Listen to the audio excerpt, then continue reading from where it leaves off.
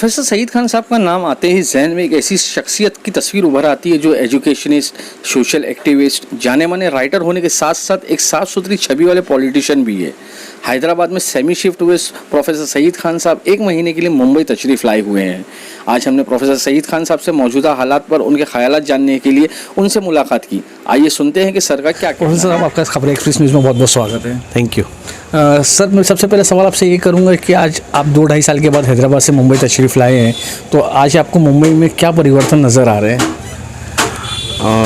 ऐसा कुछ ख़ास परिवर्तन तो नहीं है, जैसा था जो रफ्तार बेढंगी जो पहले थी सो अब भी है। और मैं हैदराबाद सेमी शिफ्ट हुआ हूँ, आना जाना मेरा लगा रहता है। बीच में मैं 5-6 महीना पहले भी आया था, तो अब के वक्फा ज़्यादा हो गया कोविड की वजह से। तो मैंने देखा कि मुंबई के जो मसाइल हैं, जो प्रॉब्लम है, वो तो अपनी जगह है, लेकिन शायद कुछ और बढ़ गए हैं। ख़ास तौर पे सिटी में इंटरनल जो ट्रैवलिंग है वो जो है और दुश्वार तरीन हो गई है। लोकल्स में आपको अलाउड नहीं है विदाउट वैक्सीनेशन। बस में सफ़र करना हर एक के बस की बात नहीं है। और टैक्सी वाले आजकल, मुझे हैरत हुई कि उस रोज़ हम लोग मार्केट से आ रहे थे तो क्रॉफर्ड मार्केट के सिग्नल से भिंडी बाज़ार सिग्नल का 200 रुपया मांग रहे थे, मीटर से नहीं चलेंगे बोले थे। तो और बाकी ट्रैफिक का मसला जो पहले था वो अब भी है। तो लेकिन बॉम्बे फिर भी बॉम्बे है, और इसको जो है शहरों की दुल्हन कहा जाता है। तो बॉम्बे की अपनी इम्पोर्टेंस है, और बॉम्बे चूँकि पैदा यहीं हुए, परवरिश यहीं हुई, सब जो है ख़ानदान, दोस्त, अहबाब आप जैसे चाहने वाली यहीं है। तो बहरहाल बॉम्बे जैसा भी है, बॉम्बे मेरी जान है। सर, मैं दूसरा सवाल ये करूंगा आपसे कि हमने देखा है कि हैदराबाद में होते हुए भी आप मुंबई से जुड़े हुए रहते हैं, चाहे वो होली प्रॉफिट मोहम्मद सल्लल्लाहु अलैहि वसल्लम की शान में गुस्ताखी का मामला हो, चाहे एसएससी के बच्चों को सीईटी के बारे में गाइड करना हो, चाहे सीए एनआरसी का मामला हो, या फिर समाज में फैली बुराई पर आर्टिकल्स हो। आपके आर्टिकल्स और सोशल मीडिया पर पोस्ट आते ही रहते हैं, ये आप कैसे मुमकिन कर पाते हो सर?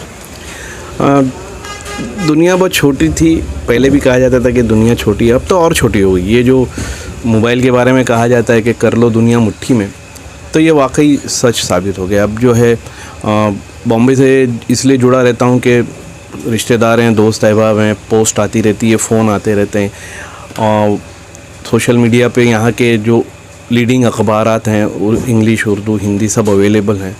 तो यहाँ से लोगों से बात करते हैं तो फीडबैक मिलती रहती है, और जहाँ पे ज़रूरी होता है मैं अपनी आवाज़ ज़रूर उठाता हूँ और लिखता भी हूँ। और ये है कि अल्लाह ताला ने कौम का दर्द दिया है, ये उसका करम है। तो जहाँ ज़रूरत होती है तो वहाँ पे मैं लिखता या बोलता ज़रूर हूँ। सर, जैसे कि आप पॉलिटिकल से जुड़े हुए हैं और मुंबई में अभी इलेक्शन का बिगुल भी बज चुका है और चारों तरफ हलचल मच गई है सब पार्टियों की, तो आप इस बारे में क्या बताओगे? किस पॉलिटिकल पार्टी को क्या करना है और जनता को क्या करना चाहिए? देखिए, शायद बहुत से लोगों को पता है, और जिनको पता नहीं उनको मैं बता दूं कि अब मैं पॉलिटिकल नहीं रहा, क्योंकि मैंने 2019 सितंबर में नेशनलिस्ट कांग्रेस पार्टी की बॉम्बे पोस्ट से मैंने रिज़ाइन कर दिया था। वो जो ट्रिपल तलाक के मसले पे पार्टी का जो स्टैंड था वो क्लियर नहीं था, तो उसके ख़िलाफ़ जो है एहतजाज करते हुए मैंने अपना रेजिग्नेशन दे दिया था। तो मैं अब जो है आइंदा आने वाले इलेक्शंस में, अभी मैं न्यूट्रल हूँ, तो मैं कह सकता हूँ कि नौजवानों को ख़ास तौर पे अब तो जागना होगा। अब आप जो है पैसा लेते हैं, पैसा लेके काम करते हैं, माफ़ करना मैं सभी की बात नहीं कर रहा, लेकिन होता है ख़ास तौर पे नौजवानों में। हमने जवानी के अयाम में हमने भी किया कि चाय पानी के नाम पे, लेकिन उस वक्त इतना बाकायदा आजकल जैसी डीलिंग होती है, तो वो जो कैंडिडेट है जब वो आपको पैसा देगा और पैसा देने के बाद अगर वो जीतता है तो वो फिर आपको क्यों पूछेगा? उसको आपके मसाइल हल करने में कोई दिलचस्पी नहीं होगी। तो मेरा एक बहुत ही अहम इम्पोर्टेंट जो मशवरा है हर उम्र के लोगों को, ख़ास तौर पे नौजवानों को, कि अभी जो इलेक्शंस आ रहे हैं और इसके बाद जितने आने वाले इलेक्शन हो, खुदारा कैंडिडेट को देखें, कैंडिडेट की शख्सियत को देखें, और उससे पैसा बिल्कुल ना मांगें और उसको जिताएं। पैसा लिए बगैर अगर आप जिताएंगे तो आप उसके ऊपर हक रखते हैं और आप उसका कॉलर पकड़ के अपने काम करवा सकते हैं। और दौर कैसा चल रहा है, हालात जैसे हैं, वो किसी से ढके छुपे नहीं हैं। अगर शुरुआत यहाँ से करें, म्युनिसिपल कॉरपोरेशन से करें, फिर असेंबली और पार्लियामेंट में भी एकजुट हो जाएं, एक साथ होकर जो है, भले ही किसी भी पार्टी को सपोर्ट करें, सेक्युलर पार्टी को, लेकिन एक कैंडिडेट का इंतखाब करके एन मास उसको वोट दें, ताकि हमारे वोटों की जो इम्पोर्टेंस ख़त्म हो गई है उस इम्पोर्टेंट को हम दोबारा पा सकें। सर जैसे कि आप प्रोफेसर भी रह चुके हैं और कॉलेज में आपने बच्चों को पढ़ाया भी है, तो आजकल जो एजुकेशन सिस्टम में काफ़ी बदलाव आ गया है। आजकल कोरोना पैंडेमिक की वजह से ऑनलाइन क्लासेस हो गई है और बच्चों में तब्दीलियाँ आ गई है, एजुकेशन में भी तब्दीलियाँ आ गई है, उनके बिहेवियर्स में भी। उस बारे में थोड़ा सा असल में ऐसा है कि जिसे बोलते हैं वैल्यूज़ एंड वर्चूज़, उर्दू में उसे कहते हैं इक़दार, यानी कदरें जो है ना वो वाकई चेंज हो गई है।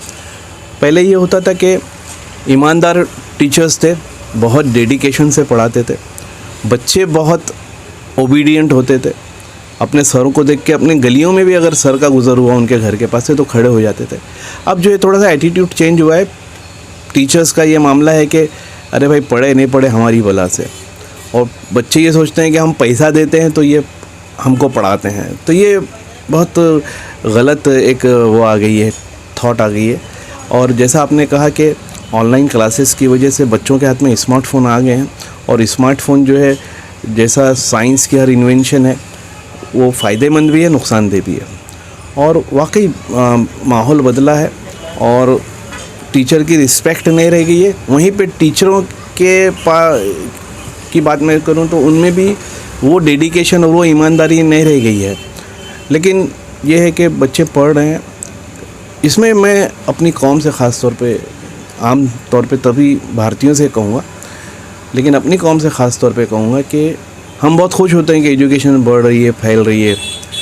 लेकिन मलिक साहब आप देखिए कि ड्रॉप आउट जो है वो भी ज़्यादा है। बच्चे स्कूल में दाखिला हो जाता है 8वीं 9वीं 10वीं, बहुत से बहुत 12वीं, अगर आप ड्रॉप आउट परसेंटेज देखें तो वो बहुत ज़्यादा है, और उसके बारे में हमें फ़िक्र करने की बहुत ज़रूरत है।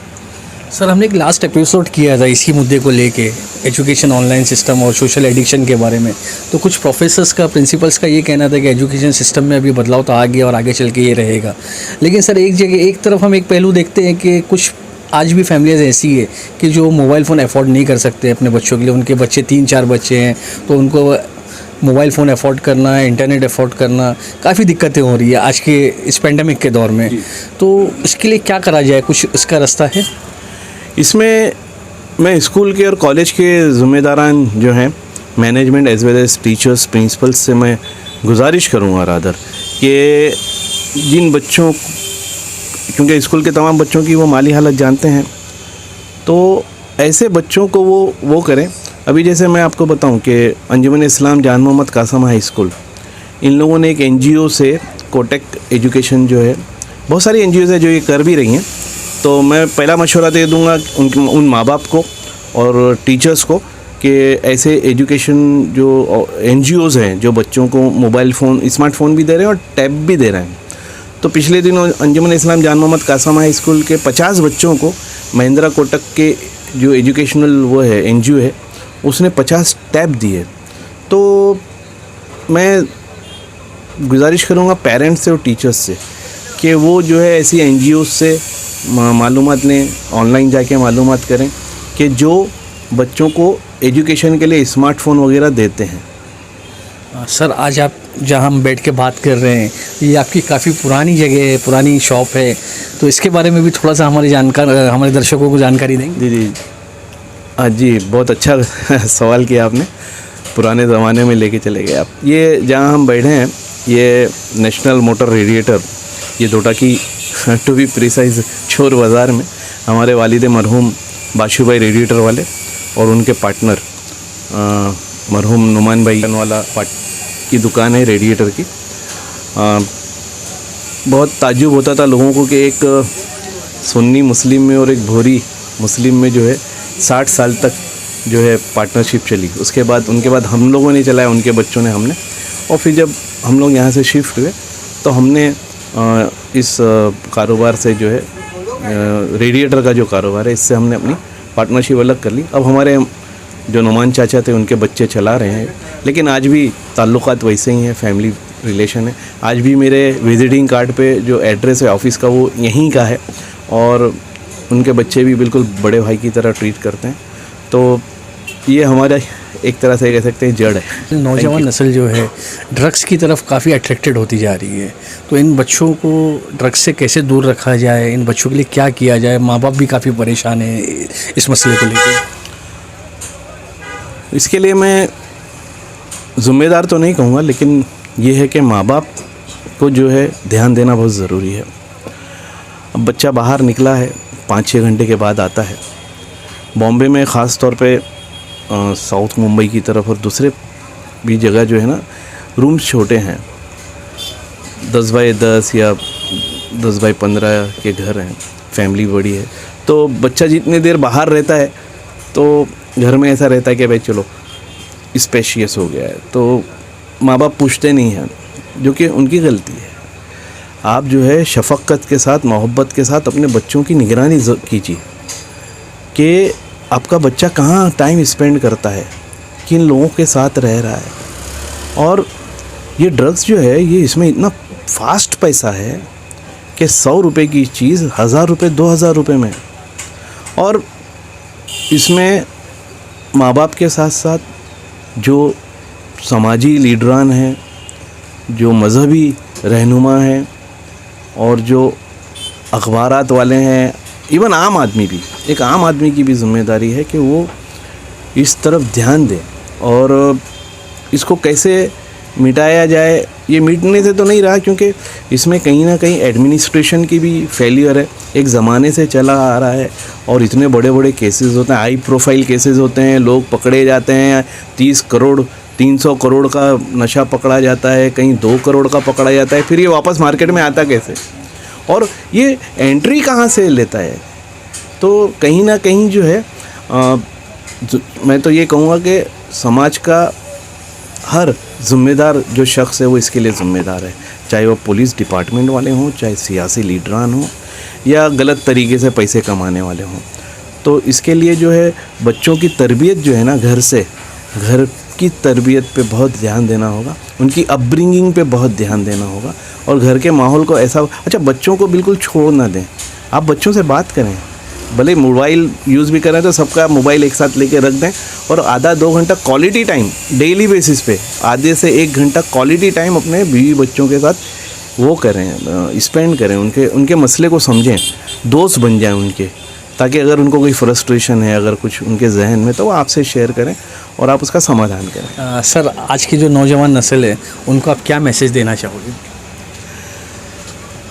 ऐसा है कि अच्छे बच्चे हैं, ऐसा नहीं है हर बच्चा अच्छा होता है, हर नौजवान अच्छा होता है, कुछ करने का जज्बा है उन लोगों में, लेकिन गाइडेंस नहीं है। और मैं माँ बाप को इसके लिए ज़्यादा ज़िम्मेदार मानता हूँ कि आज जो, इससे पहले भी मैं आपकी वीडियोस को फॉलो करता हूँ खबरें एक्सप्रेस पे, तो बीच में अपने नशे की लत का बारे में किया था, सोशल मीडिया के एडिक्शन के बारे में किया था। तो देखिए, सोशल मीडिया अच्छा भी है, बुरा भी है, आपके यूज़ पर है। तो मैं नौजवानों से यही कहना चाहूँगा कि वक्त की नज़ाकत को और अहमियत को समझें, अपने मुस्तकबिल को अच्छा बनाने की कोशिश करें। गलियों में बैठकर, चौराहों पे बैठकर टाइम पास करके, ये सब चीज़ों से जो है आपका मुस्तकबिल नहीं बनने वाला।